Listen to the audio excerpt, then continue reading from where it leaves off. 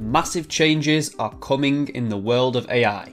As probably the most hyped up technology ever, it seems AI products such as ChatGPT, Midjourney, Sora and others are going to change the world as we know it. Or are they?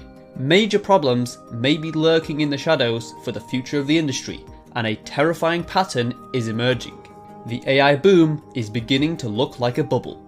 The question is, when will it burst? To answer this, we'll examine the similarities between the current tech landscape and the dot-com bubble of the millennium, simplifying each down to a bare bones pattern and comparing both. And stick around because I'll be including a killer argument from an important source on the topic.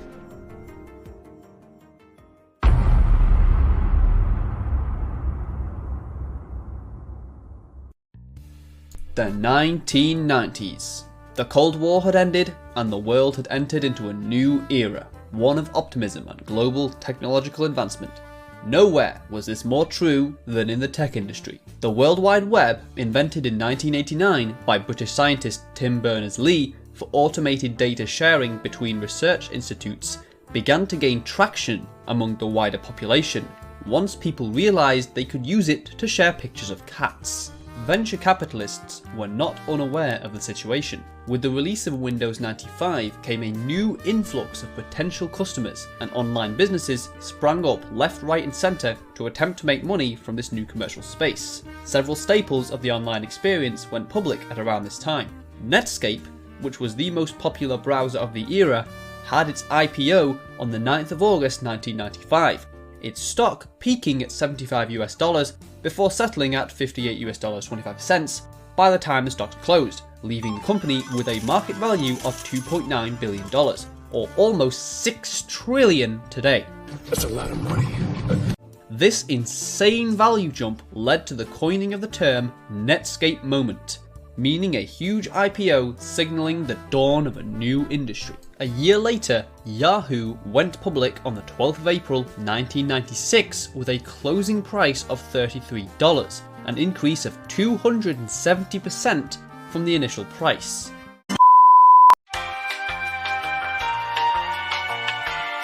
On the 15th of May 1997, we witnessed the IPO of yet another company, although you probably haven't heard of this one, it's just some bookseller named after some South American river. As company after company is formed and IPO'd, a worrying pattern begins to emerge. A large portion of these investments are highly speculative, meaning that they were based on the future potential of these companies rather than their current profitability. It is commonly advised to limit the amount of such investments in your portfolio because you're effectively gambling on an asset with a very uncertain future. But investors ignored this, blinded by the steam of the hype train, completely confident in the future of their online investments. On the 13th of November 1998, theglobe.com, a social networking service founded by two students, Stephen Paternotte and Todd Kreiselman, went public and saw a first day gain of 606%, the largest in history up to that point. This is when things really started taking off. Through 1999 all the way into the year 2000, the Nasdaq index continued to soar. In 1999, VA Linux Systems broke theglobe.com's IPO record with a 698% gain on their first day. At the peak of the bubble, America Online bought Time Warner for $156 billion. The second largest acquisition ever. The hype was absolutely, undeniably at fever pitch. But in the spring of 2000, everything came crashing down. It's hard to single out one specific reason, as there were in fact several contributing factors to the decline of investor confidence in the tech markets, such as the Microsoft antitrust lawsuit centered around Internet Explorer, and interest rate increases from the Fed to combat inflation by limiting people's spending. These would have hampered the bubble's growth, but shouldn't really have caused it to burst. A more likely culprit would be a report from Barron's, a respected financial journal that came out around March 20th, revealing that 51 of the 207 companies studied would run out of funds within 12 months as they weren't pulling in enough revenue to break even. The passengers of the hype train could now see the upcoming boulder on the track. Frantic selling ensued. The Nasdaq index, which had peaked at 5,048.62 points on March 10th, went on to have a rocky, copium-fueled early year, while there still existed a state of uncertainty about the future of tech stocks. But as the year 2000 went on, it became increasingly clear that Barron's was absolutely right. I was less right. The hype train had officially derailed, and the many tech startups that relied on the steady stream of cash that it brought them were left on their own. As stock prices plummeted, what had been a cash shower suddenly turned into a financial hellscape. It is estimated that less than half of the Dotcom startups survived the bubble. What was left behind was an investment wasteland. People steered clear of the term .com and other web buzzwords.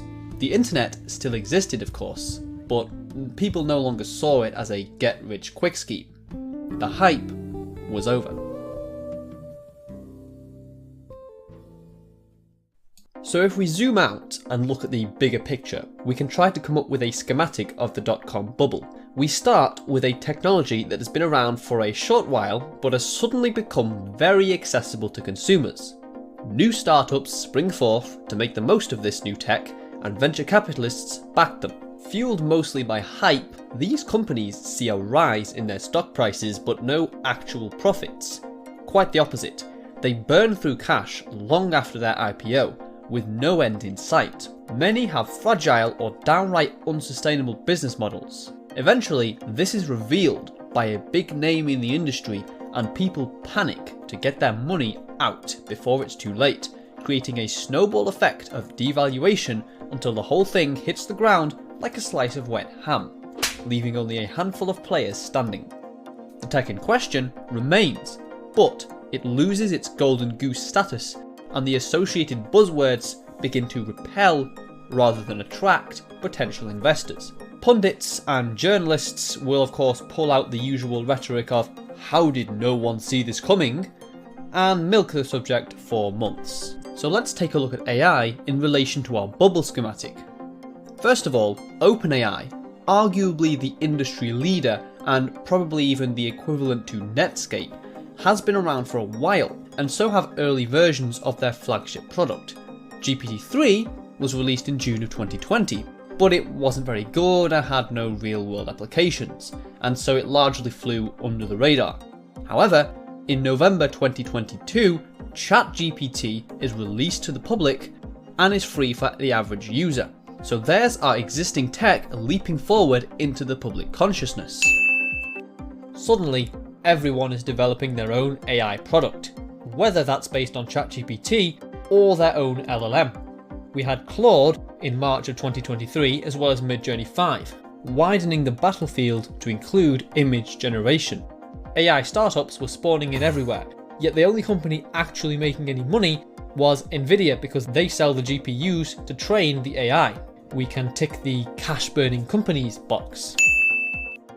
Meanwhile, none of these companies are able to produce anything even approaching a killer application. The best they can come up with is a bunch of fake demos and a few statements that sound good only to major shareholders. There are no programmers in 5 years. You're not just wrong, you're stupid. And you're ugly, just like your mum. Oh yeah, and when they aren't fake, they're terrible.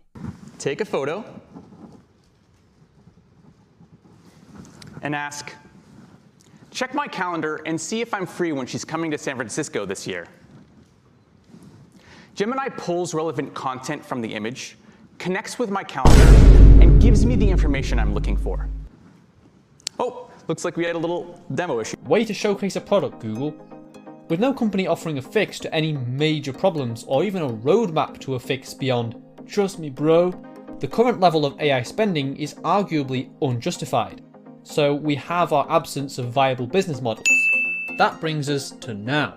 I think it's fair to say that the hype train has indeed reached top speed. We're reaching a dilution point for the word AI, just like in the Dotcom bubble when people were slapping .com onto their name and reeling in cash. We have products being marketed as AI that are not actually AI.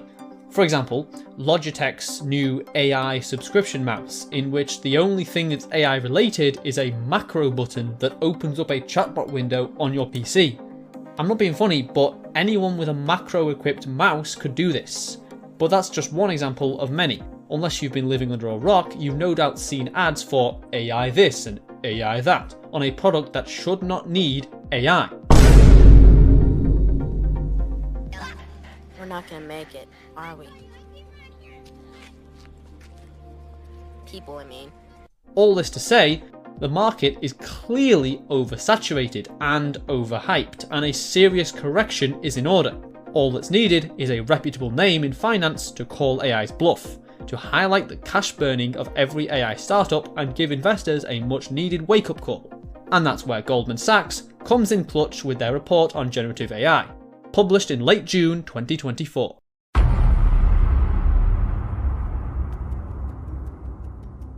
Goldman Sachs interviewed 5 people, an MIT professor, their own head of global equity research, 2 of their own senior equity research analysts, and the co-founder of Cloverleaf Infrastructure, which is a grid company. I'm not going to go over the whole thing here, I'll leave the link in the description, but the gist of it is that while AI has supposedly improved some small fields like customer service, which honestly allow me to doubt, it has yet to deliver a killer application to justify the costs. It's also not improving fast enough to do so in the next decade. But maybe that's a good thing, because according to the same report, the US power grid can't handle it anyway. It's important to note that not all the interviewees agreed on whether or not AI is all it's cracked up to be. The SCAs, for example, were very pro-AI, although apart from the whole customer service thing, they provided little to no substance to support their claims, even saying things we know are wrong, such as praising the AI demos we've seen, that turned out to be fake, need I remind you. Unlike the other experts, their segment honestly sounded like 2 finance bros trying to sell me their new shitcoin. But I would encourage you to take a look yourself because I might just be biased. So we have our damning report. And so far, we have been able to match the AI hype point for point with the .com bubble. The newly accessible tech, the cash-burning startups that aren't profitable, and the industry-respected source releasing a highly critical report. If you want my opinion, that's the bubble. We're living through .com 2.0. So when will it burst? It might just be sooner than you think, what with OpenAI set to go bust within a year, and other companies no doubt following suit. Will AI still be a thing in the future? Yes, at least in my opinion. But what we have now, while sometimes handy in a pinch, isn't quite there yet. Anyway, thanks for watching. Make sure to like and subscribe if you enjoyed this, and hit that bell if you want to see more. For now though, I'm definitely not a lizard, and I'll see you in the next one.